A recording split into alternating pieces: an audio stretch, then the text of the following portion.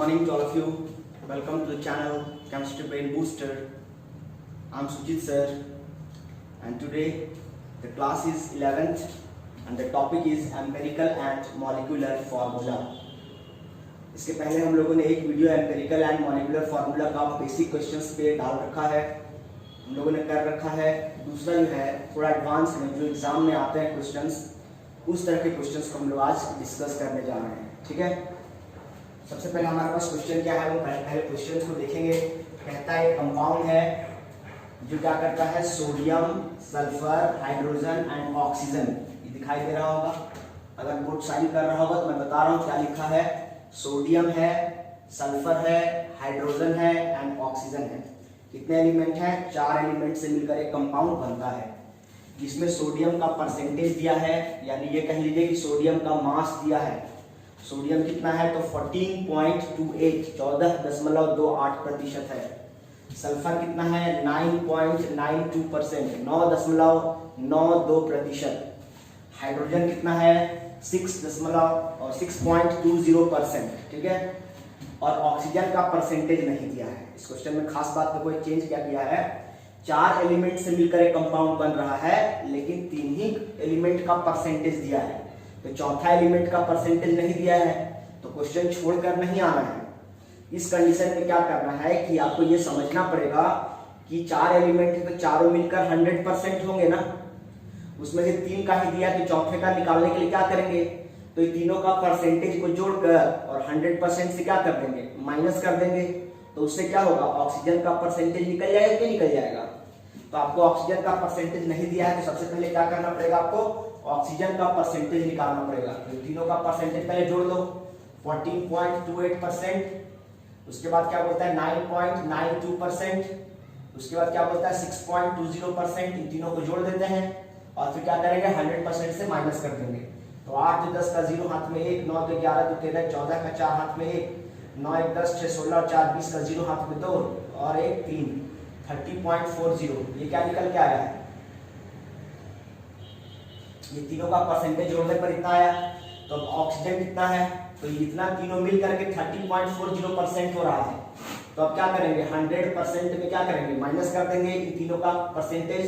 30.40 minus कर देंगे, 0 में से 0 गया 0, 10 में 0 4 गया तो 6, यहाँ बच गया 9 में 0 गया तो 9, 9 में 3 गया तो 6, 69.60%। ये क्या निकल के आया, परसेंटेज ऑफ ऑक्सीजन निकल के आया। क्या निकल के आया, परसेंटेज ऑफ ऑक्सीजन, जो कि हमको नहीं दिया हुआ था। अगर किसी एक एलिमेंट का परसेंटेज नहीं दिया रहेगा तो घबराने की जरूरत नहीं है, आप इस तरह से 100 में से तीनों के परसेंटेज को निकाल देंगे।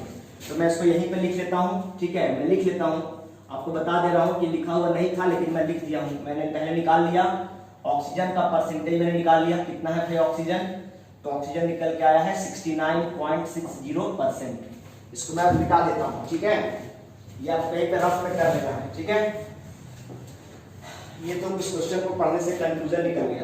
अब कहता है कैलकुलेट क्या कैलकुलेट करना है, molecular formula of anhydrous compound. Anhydrous का मतलब होता है वैसा कंपाउंड जिसमें वाटर कंटेंट बिल्कुल भी नहीं है, यानी पूरा का पूरा पानी से सुखा दिया गया है। किसी भी चीज को अगर उसमें थोड़ा बहुत भी मॉइस्चर कंटेंट नहीं रहने दिया गया है, उसको हीट करके उससे वाटर के मॉलिक्यूल्स को बाहर कर दिया गया है, मतलब बिल्कुल भी हाइड्रस नहीं है, बिल्कुल भी पानी नहीं है, तो वैसे कंपाउंड को क्या कहते हैं, एनहाइड्रस कंपाउंड कहते हैं। ठीक है, हाइड्रस मतलब भीगा हुआ, पानी की नमी वाला, लेकिन जो एनहाइड्रस है इसका मतलब उसमें पानी का कंटेंट बिल्कुल भी नहीं है, उसको कहते हैं एनहाइड्रस कंपाउंड। और हमें उसी एनहाइड्रस कंपाउंड का क्या निकालना है, मॉलिक्यूलर फार्मूला।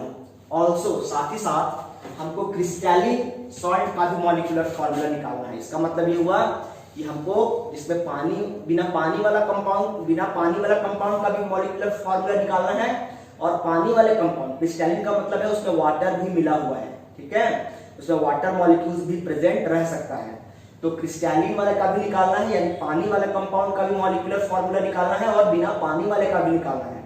ठीक है, और क्वेश्चन साथ में क्या दिया है, क्रिस्टैलिन सॉल्ट का मॉलिक्यूलर मास कितना दिया हुआ है, 322 ग्राम पर मोल। ये नहीं लिखा है लेकिन कॉमन सेंस है कि मॉलिक्यूलर मास का यूनिट क्या होता है, ग्राम पर मोल। ठीक है बच्चों, तो सबसे पहले तो हमको क्या करना पड़ेगा, एम्पेरिकल फार्मूला निकालना पड़ेगा, क्योंकि जब तक आप एम्पेरिकल फार्मूला नहीं निकालेंगे तब तक आप मॉलिक्यूलर फार्मूला फाइंड आउट नहीं कर सकते हैं। तो सबसे पहला स्टेप क्या होगा, एम्पिरिकल फॉर्मूला निकालने का। ठीक है, तो एम्पिरिकल फॉर्मूला कैसे निकालते हैं, याद है आपको? पहले क्या बनाते हैं, टेबल बनाते हैं। तो पहले क्या बनाएंगे, टेबल। तो सबसे पहले क्या लिखेंगे, टेबल में एलिमेंट लिखेंगे, कौन कौन सा एलिमेंट है। उसके बाद क्या लिखेंगे, उसका परसेंटेज कॉम्पोजिशन, यानी उसका क्या लिख लेते हैं, मास लिख लेते हैं, परसेंटेज कॉम्पोजिशन। उसके बाद क्या लिखते हैं, उसका एटॉमिक मास, क्या लिखते हैं उसके बाद, उसका एटॉमिक मास।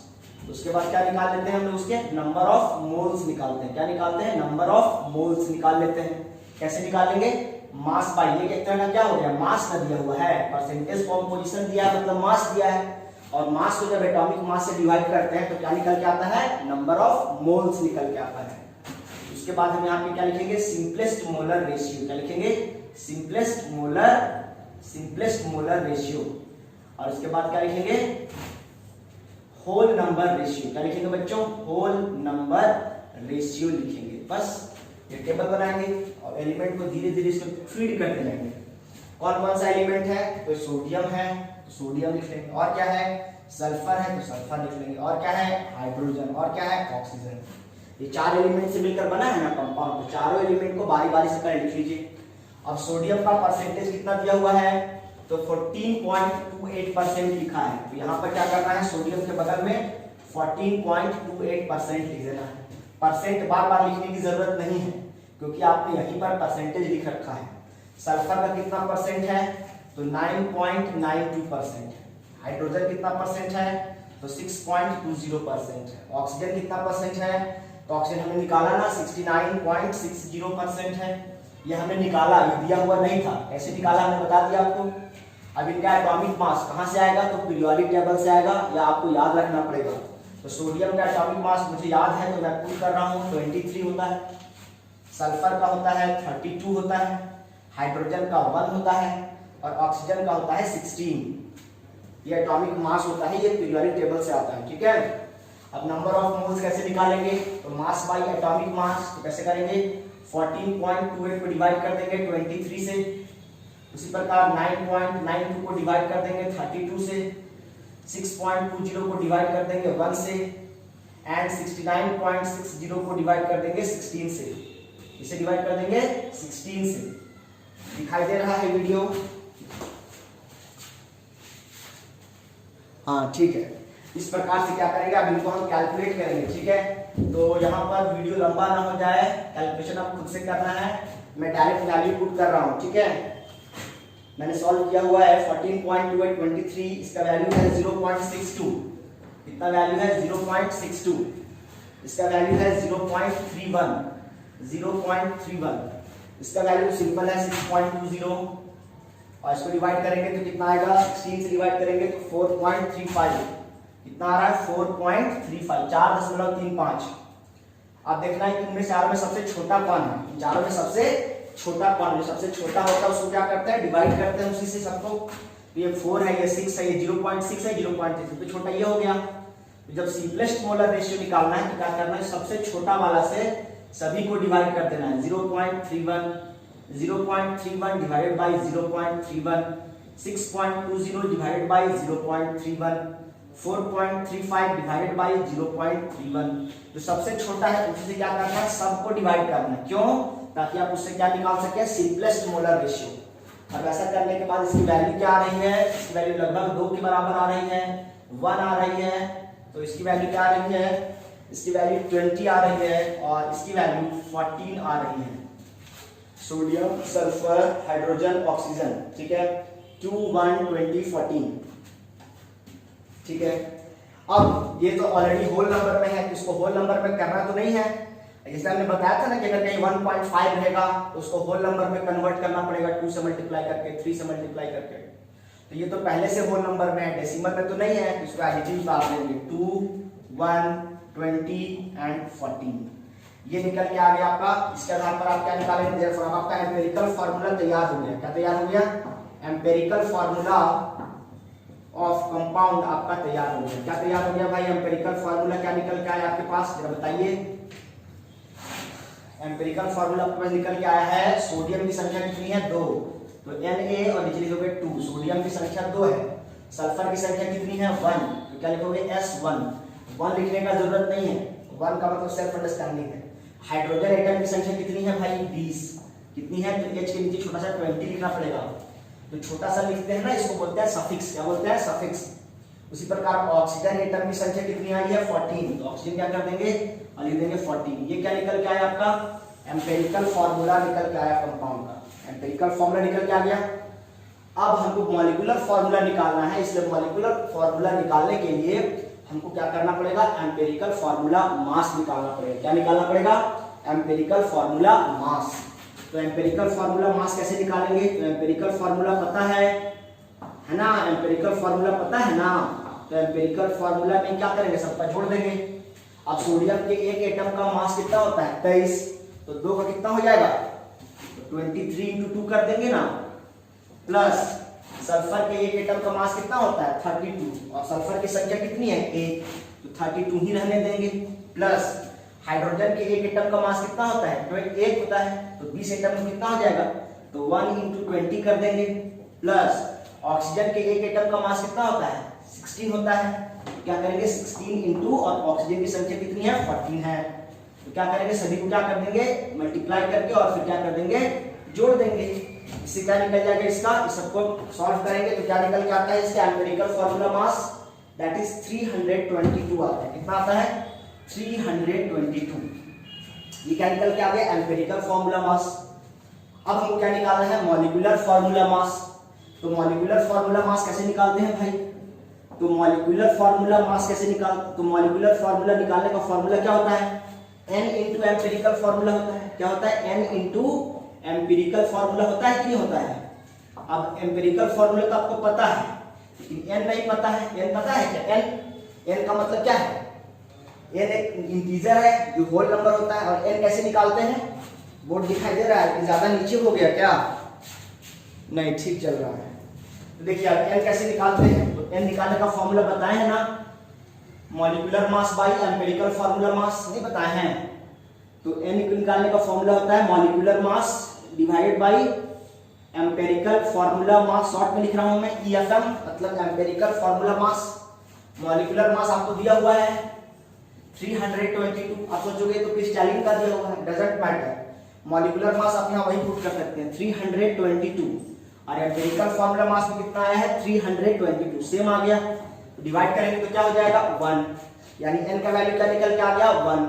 तो मॉलिक्यूलर फार्मूला क्या हो जाएगा 1 × एम्पिरिकल फार्मूला, यही ना हो जाएगा। तो मॉलिक्यूलर फार्मूला क्या हो जाएगा आपके पास, देयरफॉर मॉलिक्यूलर फार्मूला हो जाएगा आपके पास, मॉलिक्यूलर फार्मूला हो जाएगा आपके पास, इसको मिटा रहा हूं ठीक है, तो नीचे ही लिखता हूं। मॉलिक्यूलर फार्मूला आपके पास हो जाएगा 1 n × एम्पिरिकल फार्मूला होता है, तो n का वैल्यू 1 निकल के आया है, तो 1 × एम्पिरिकल फार्मूला कितना है Na2S H20O14 यही है। तो 1 से मल्टीप्लाई करेंगे तो क्या हो जाएगा सेम रह जाएगा ना, तो क्या हो जाएगा Na2S H20O14। ठीक है, ये क्या निकल के आ गया आपके पास molecular formula of anhydrous salt. क्या निकल के आ गया molecular formula of anhydrous salt. ठीक है, ये हो गया आपका आंसर, पहला का आंसर हो गया। अब कहता है क्रिस्टलीन सॉल्ट का भी निकालना है, तो सिंपल है भाई, इसको आप गर्म किए तो क्या हो गया इससे वाटर, ये तो एनहाइड्रस है बिना पानी वाला है, लेकिन जब अगर ये वाटर के फॉर्म में होता तो क्या होता, कुछ नहीं सिंपल था। अब बताइए एनहाइड्रस का मतलब समझ रहे हैं ना, जिसमें पानी नहीं है, वाटर का मॉलिक्यूल उसमें नहीं है। गर्म करने से क्या हो गया वाटर का मॉलिक्यूल टूट करके हाइड्रोजन और ऑक्सीजन क्या हो गया, इससे वाटर क्या होता है H2O। जब इसको गर्म कर दिया तो क्या हो गया हाइड्रोजन और ऑक्सीजन में अलग अलग होकर खत्म हो गया, गैस बनकर एस्केप आउट हो गया। तो यहाँ पर जो वाटर का मॉलिक्यूल है वो यहाँ पर नहीं दिख रहा है यहाँ पर लेकिन दिख नहीं रहा है, वो क्या हो गया गर्म होकर के अपना अस्तित्व तो बदल दिया, वाटर का मॉलिक्यूल दूसरे चीज में चेंज हो गया। तो अब हमको क्या निकालना है, देयरफॉर अब हमको क्या निकालना है molecular formula of crystalline salt निकालना है। क्रिस्टलीन सॉल्ट का हम क्या निकालना है मॉलिक्यूलर फार्मूला निकालना है।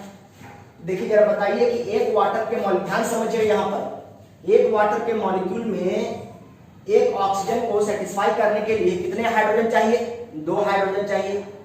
इसका मतलब आपके पास इस मॉलिक्यूल में हाइड्रोजन की संख्या कितनी है 20 और ऑक्सीजन की संख्या कितनी है आपके पास, कितनी है आपके पास 14 है। कितना है 14 है। तो बताइए कि हाइड्रोजन और ऑक्सीजन कैसे डील करेंगे इसको आप, ठीक है। वो देखिए जरा इसको, पहले यहां तक आप पहले समझ लीजिए, ठीक है, उसके बाद आगे बात करेंगे।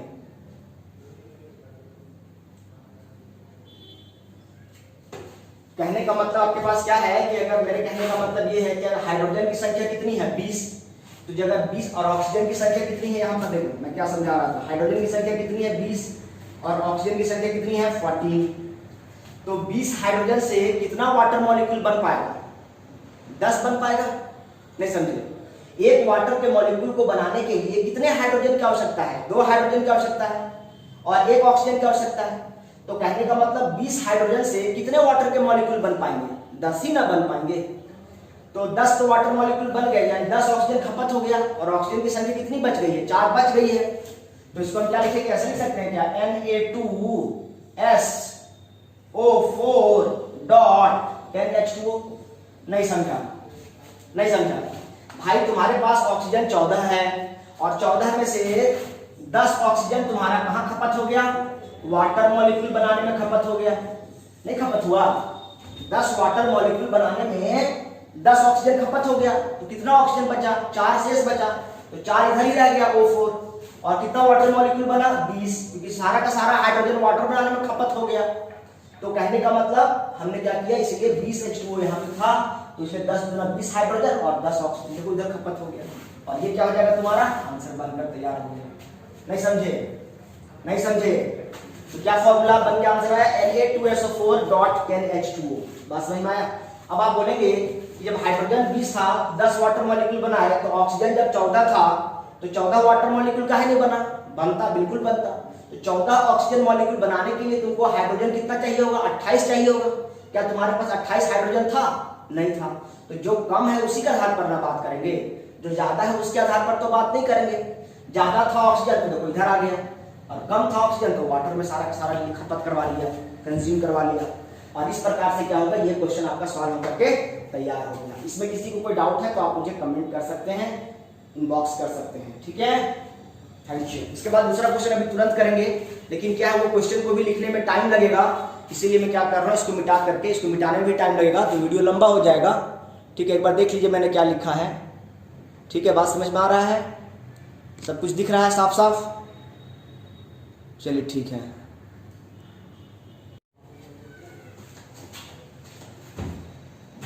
Welcome back to the another question. This is one of the very important question for board exams. आपके स्कूल में ये क्वेश्चन आए नहीं, ऐसा हो ही नहीं सकता। इसके बिना आपका मिड टर्म अधूरा है, ये क्वेश्चन के बिना मिड टर्म हो ही नहीं सकता है। इसमें डेटा बदल सकते हैं, थोड़ा बहुत 19-20 किया जा सकता है, लेकिन क्या है कि आपको घबराना नहीं है, आपको मेथड सीखना है, ठीक है। यहाँ पर आपको दिखाई नहीं दे रहा होगा, ये बोर्ड शाइन कर रहा है, तो यहाँ पे लिखा है 45.6%। क्या लिखा है 45.6, 45.6%। मैं पढ़ दूंगा क्वेश्चन, आप क्वेश्चन भी लिखना है, इसका नोट्स बनाते जाना है। सबसे पहला कहता है क्रिस्टलीन सॉल्ट है, जिसको क्या करता है रेंडर्ड, मतलब गर्म करके एनहाइड्रस बनाया जाता है, ठीक है। एक सॉल्ट है, ठीक है, उसको गर्म करते हैं, कहाँ पे, बुनसेन बर्नर में ले जाकर गर्म करते हैं। तो गर्म करने से क्या होता है, वो अपना 45.6% वेट लूज कर लेता है। यही समझने वाली बात है, वो सॉल्ट अपना 45.6% वेट लूज कर दिया।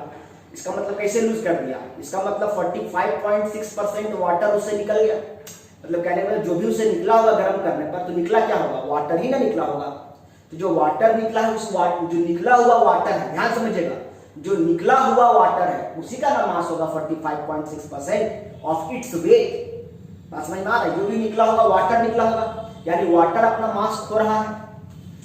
अब कहता है कि परसेंटेज कॉम्पोजिशन दिया हुआ है, एल्यूमिनियम से मिलकर बना है, पोटेशियम से मिलकर बना है, ये सल्फर लिखा हुआ है और ये ऑक्सीजन लिखा हुआ है, और यहाँ पर 4 एलिमेंट से मिलकर बना है ये सॉल्ट, और चारों एलिमेंट का परसेंटेज दिया हुआ है। तो इस बार 100 से निकाल के डिवाइड करने की जरूरत नहीं है, आपको सब दिया हुआ है। अब क्या कहता है कि सिंपलेस्ट फार्मूला निकालना है। देखिए इस क्वेश्चन की खास बात क्या है कि यहाँ ना बोला है कि एम्पेरिकल फार्मूला निकालने नहीं बोल रहा है, और यहाँ मॉलिक्यूलर फार्मूला भी निकालने नहीं बोल रहा है, यहाँ बोल रहा है सिंपलेस्ट फार्मूला निकालना है। तो क्वेश्चन छोड़ के नहीं आना है, सिंपलेस्ट फार्मूला का मतलब है एम्पेरिकल फार्मूला निकालना है। क्या निकालना है, एम्पेरिकल फार्मूला, मॉलिक्यूलर फार्मूला नहीं समझिएगा, सिंपलेस्ट फॉर्मूला का मतलब सिंपलेस्ट रेशियो में कौन होता है, इस कौन सा फॉर्मूला होता है, सिंपलेस्ट होल नंबर रेशियो में कौन सा फॉर्मूला होता है, ऑफ कोर्स एम्पिरिकल फॉर्मूला होता है ना।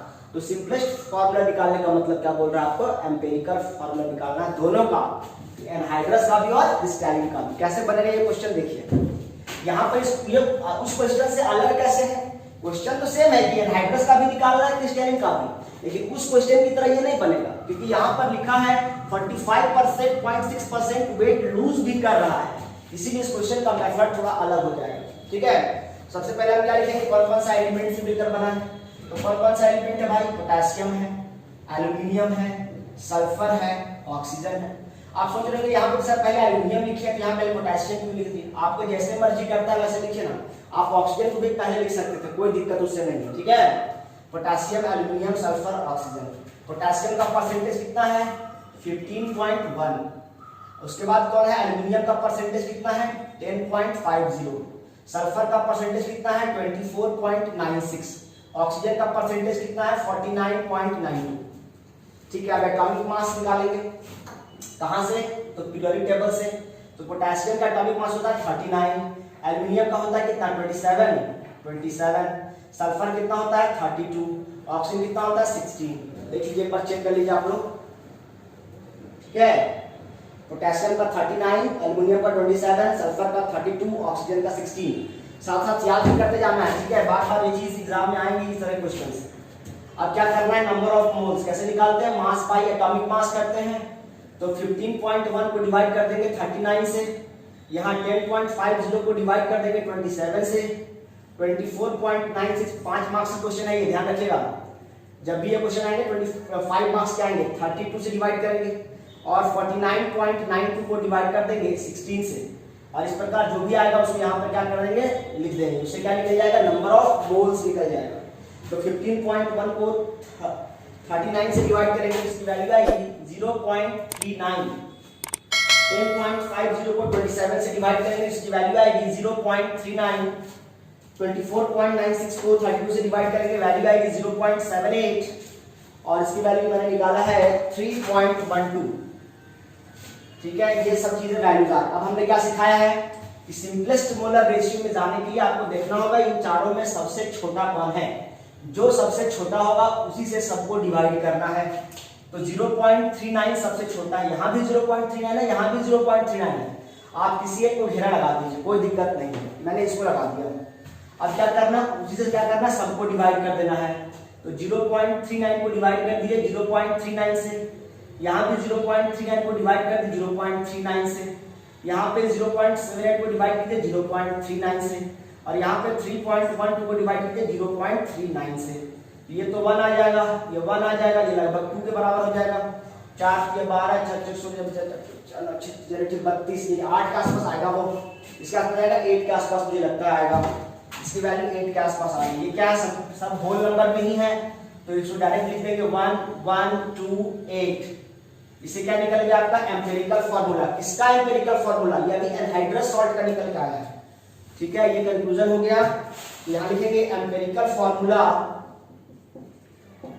एम्पिरिकल फार्मूला ऑफ, ये एनहाइड्रस का निकल रहा है। ठीक है, एम्पिरिकल फार्मूला ऑफ, जब भी शुरू में निकलेगा तो एनहाइड्रस का ही निकलेगा। क्या निकल के आया बताओ, पोटेशियम की संख्या 1 लिखेंगे K, एल्यूमिनियम की संख्या 1 लिखेंगे Al, 1 लिखने की जरूरत नहीं है। सल्फर की संख्या कितनी 2, तो H2, ऑक्सीजन की संख्या कितनी, तो 8, तो KAlH2OA। ये क्या हो गया आपका एनहाइड्रस सॉल्ट का एम्पिरिकल फार्मूला हुआ। ठीक है, एक ये आंसर हो गया। अब चूंकि हमको क्रिस्टलीन का भी निकालना है, इसलिए क्या करेंगे, हमको थोड़ा दिमाग लगाना पड़ेगा। एक तो आंसर ये हो गया आपका। ठीक है, ठीक है, यहाँ तो कोई दिक्कत नहीं। अब अगला पार्ट को सॉल्व करने के लिए पहले दूसरा, ये तो स्टेप 1 था, ये पहला पार्ट सॉल्व हो गया। पहला पार्ट छोड़ देंगे तो 2.5 नंबर आपका मिल जाएगा। अगले 2.5 मार्क्स के लिए क्या करना पड़ेगा आपको, दूसरा स्टेप चलते हैं। अब दूसरा स्टेप के लिए क्या करना पड़ेगा, आपको एम्पिरिकल फार्मूला मास निकालना पड़ेगा। क्या निकालना पड़ेगा, ध्यान से समझिएगा। Second step, empirical formula mass of anhydrous salt. Anhydrous salt का आप एम्पिरिकल फार्मूला मास निकालिए जरा। इसे जोड़ के निकालो ना। पोटेशियम कितना होता है 39, एल्यूमिनियम कितना 27, सल्फर का होता है 32, तो 2 कितना हो जाएगा 64 हो जाएगा कि नहीं हो जाएगा। अरे भाई एक सल्फर का 32, तो सल्फर की संख्या कितनी है? 2, कितना हो जाएगा? 64। ऑक्सीजन का होता है 16, 8 कितना हो जाएगा? 16 का 28 से 128 बन जाएगा ना, 16 या 128 होगा। इन सब क्या कर देंगे? ऐड कर देंगे। तो ऐड करने से वैल्यू आएगा 294 के आसपास आना चाहिए। कितना आ जाएगा? 294 यूनिट लिख सकते हैं, 294 ग्राम पर मोल लिख सकते हैं, यू भी लिख सकते हैं, ठीक है। 294 ये क्या निकल के आया? Empirical formula mass of anhydrous salt. बात समझ में आ रहा है? अब हमको चूंकि हाइड्रस का काम करना है इसलिए अब सोचना पड़ेगा, थोड़ा सा समझने वाली बात है। अब हमको empirical formula mass of hydrated salt का निकालना है, ठीक है। सोचिएगा जरा, सोचिएगा ध्यान से। नाउ लेट अब हम लेट कर रहे हैं, ये हाइड्रस का था, हम हाइड्रस करना जानते हैं, तो हम निकालते हैं, मान लेते हैं empirical formula mass of hydrated salt. Hydrated salt का एम्पिरिकल फार्मूला मास मान लेते हैं हम 100। कितना मान लेते हैं? 100। अपनी मर्जी से हम मान रहे हैं। माना कि जो हाइड्रेटेड जब रहा होगा तो उसका मास कितना है? 100। और कितना मास लूज किया है जी? मास कितना लूज किया? 45.6% मास लूज कर गया, ठीक है, यानी वाटर लूज कर गया, ठीक है। तो उसके बाद क्या करेंगे? 45.6% लूजेज एंड 40, इसलिए जो हाइड्रेटेड मतलब पानी के साथ है, ये पानी और नमक दोनों मिलकर कितना है? 100 है। उसमें से पानी कितना निकल गया? 45.6%। वाटर क्या हो गया? रिमूव हो गया, यानी इतना मास का वाटर क्या हो गया? इससे रिमूव हो गया। तो एनहाइड्रेटेड सॉल्ट का मास कितना होगा? देयरफॉर मास ऑफ, कौन सा mass? Therefore empirical formula mass, ठीक है। एम्पिरिकल फार्मूला मास, ध्यान समझिएगा, empirical formula mass of anhydrated salt कितना बचेगा जी? एनहाइड्रेटेड सॉल्ट का एम्पिरिकल फार्मूला मास कितना हो जाएगा? तो 100 था, उसमें से माइनस कर देंगे। क्या माइनस कर देंगे? 45.64 40। अभी क्या कर रहे हैं आप क्लास में समझ में आएगा, जब एक बार आप समझ जाएंगे तो आप खुद से बनाना स्टार्ट कर देंगे। Empirical formula mass of anhydrated salt क्या करेंगे? 100 माइनस 45.6। अब 100 में घटाना है 45.6 को, तो कैसे घटाएंगे? ऐसे घटाएंगे, 0 में 0 जाएगा तो 0, 10 में 6 गया तो 4, या कितना? 9 में 5 गया तो, सॉरी हाँ, यहाँ कितना में 5 गया तो 4, 9 में 4 गया तो 5, 54. इस कितना वैल्यू निकल के आया? इसके वैल्यू निकल के आया 54.40, 54.4 ले लो ना, कितना निकल के आया? 54.4। क्या? एनहाइड्रेटेड सॉल्ट का। सबको दिखाई दे रहा है? हाँ ठीक है, चलो ये निकल के आया 54.4। अब ध्यान समझिएगा, अब लगाना है हमको यूनिटरी मेथड। क्या लगाएंगे? Unitary method. तो एक तरफ कॉलम बनाते हैं,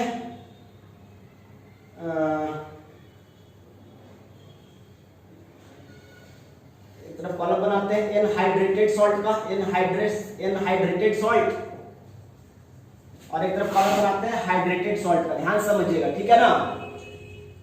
कहने का मतलब,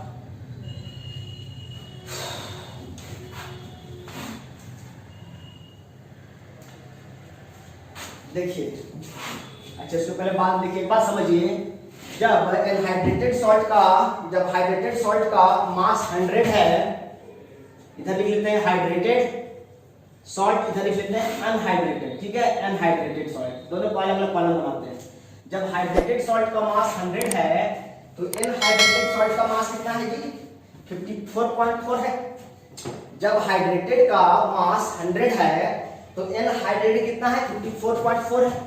नहीं समझे? ये कहां से आया? समझ में आया भाई? जब पानी था तो 100 था और 45.6% पानी निकल गया, पानी का वजन निकल गया, तो 100 में 45.6 घटाएंगे तो कितना आएगा? 54.4 ही ना आएगा। तो जब 100 था हाइड्रेटेड में, जब पानी के साथ था तो 100 था, और जब बिना पानी का था तो 54.4 था। तो जब ये वाला 1 रहा होगा,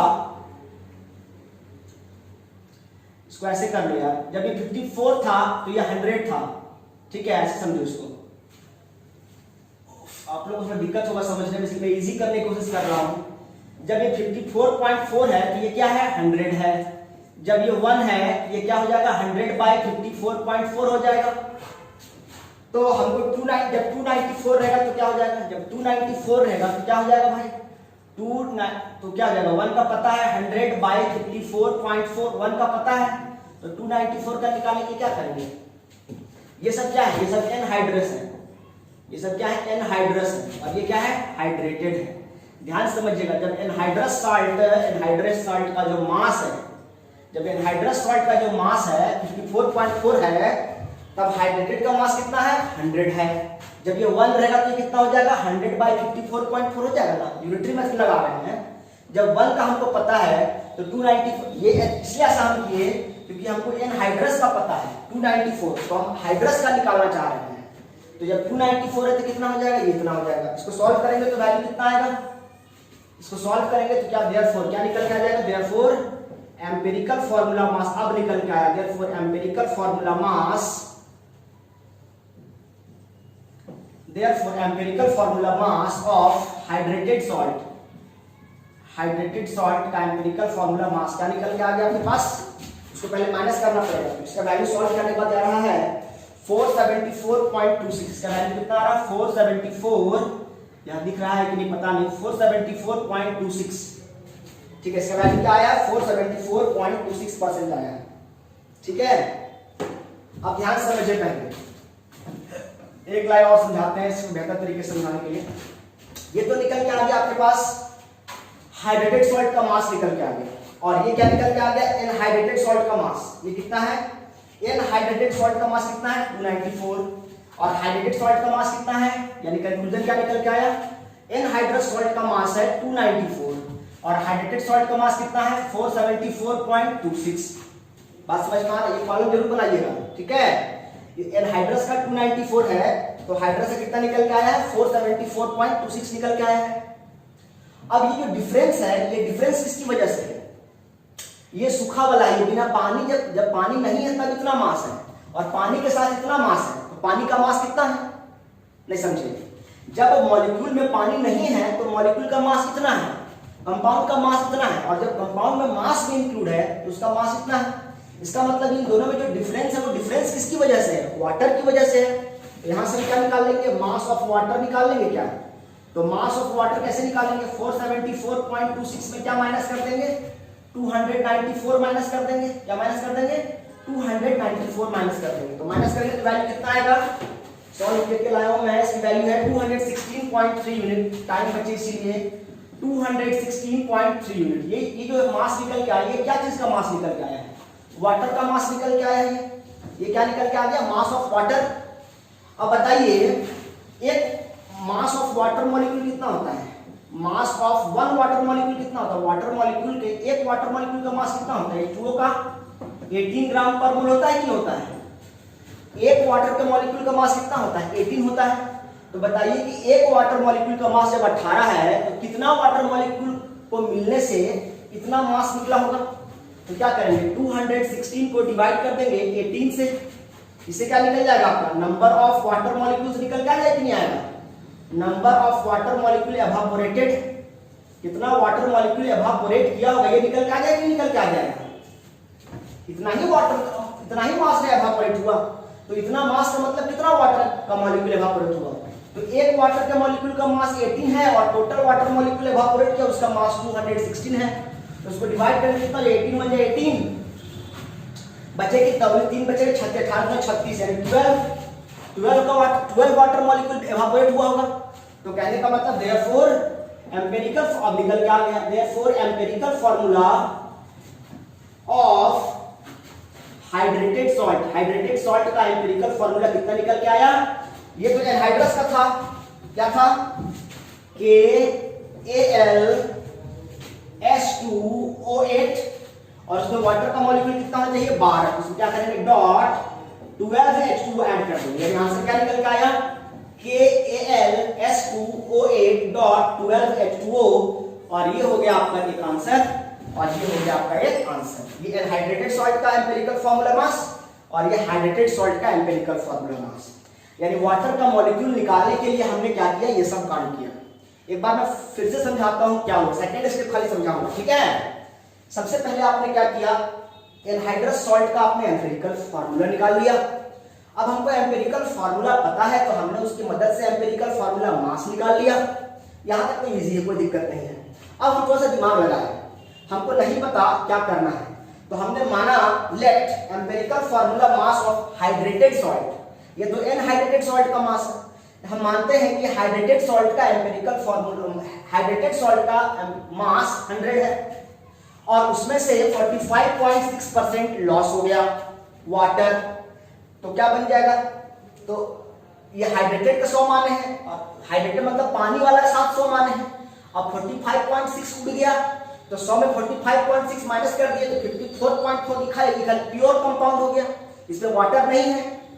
जब प्योर कंपाउंड का मास 54.4 है तो पानी के साथ कितना मास है? 100 है। जब इसका मास अगर 1 रहेगा तो हाइड्रेटेड का मास कितना हो जाएगा? 100/54.4 हो जाएगा। हो जाएगा कि नहीं हो जाएगा?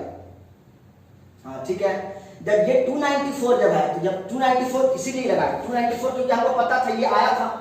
जब 294 है तो ये कितना हो जाएगा? तो एक का हमको पता है तो 294 का निकालेंगे, 294 से मल्टीप्लाई नहीं कर देंगे। जब एक केला का दाम हमको पता है तो 294 केला का दाम निकालने के क्या करेंगे? एक केला का दाम 5 रुपया है तो 294 केला का दाम कितना होगा? 294 इंटू 5 करेंगे ना, तो 294 इंटू ये कर दिए। इससे क्या निकल के आ गया? ये निकल के आया। क्या निकल के आया? हाइड्रेटेड सॉल्ट का मास निकल के आया। मतलब ये जो सॉल्ट है ये पूरा पानी के साथ है और 294 जो है ये बिना पानी के साथ है, यानी 294 क्या है? ये बिना वाटर का, ये एनहाइड्रस है। और 474 ये किसका है? हाइड्रेटेड सॉल्ट का है। अब ये डिफरेंस क्यों आ रहा है? कि वाटर मॉलिक्यूल्स गायब हो गया इसीलिए ना डिफरेंस आ रहा है। ये डिफरेंस किसकी वजह से है? वाटर मॉलिक्यूल की वजह से है। तो कितना मास का डिफरेंस है? तो 216.3 ग्राम मास का डिफरेंस है। और 216 किसकी वजह से? वाटर का। और हम जानते हैं कि वाटर की एक मॉलिक्यूल का मास कितना होता है? 18। तो वाटर का कितना मॉलिक्यूल मिलकर के इतना मास पैदा करेगा? तो 216 को 18 से डिवाइड किए तो निकल के आया कि 12 वाटर मॉलिक्यूल जब का मास है वो 216 है। यानी गर्म करने से 45.6% जो मास उड़ा उसका मतलब हुआ कि 12 वाटर का मॉलिक्यूल गायब हो गया था। तो हमने 12 वाटर का मॉलिक्यूल जोड़ दिया। पहले कैसा था? तो पहले ऐसा था, यानी स्टार्टिंग में मॉलिक्यूल का फार्मूला क्या था? तो ये था KAlS2O8.12H2O। जब इसको आप गर्म किए तो गर्म करके अगर मान लीजिए इतना मास उड़ा तो इसका मॉलिक्यूलर एम्पिरिकल फार्मूला क्या हो गया? ये हो गया। बस ये आंसर है। ये क्वेश्चन बहुत इंपॉर्टेंट है, ध्यान से समझिएगा। ये स्टेप नहीं समझ में आएगा वीडियो को बार बार देखिएगा, ये बहुत इंपॉर्टेंट क्वेश्चन है, इसको जरूर प्रैक्टिस कीजिएगा। ठीक है, थैंक यू। मेहनत से समझाया हूँ। चैनल को जरा लाइक कर दीजिएगा, सब्सक्राइब कर दीजिएगा बच्चों। Thank you. दिख रहा है ना ये? हाँ ठीक है, ये क्वेश्चन जरूर कीजिएगा।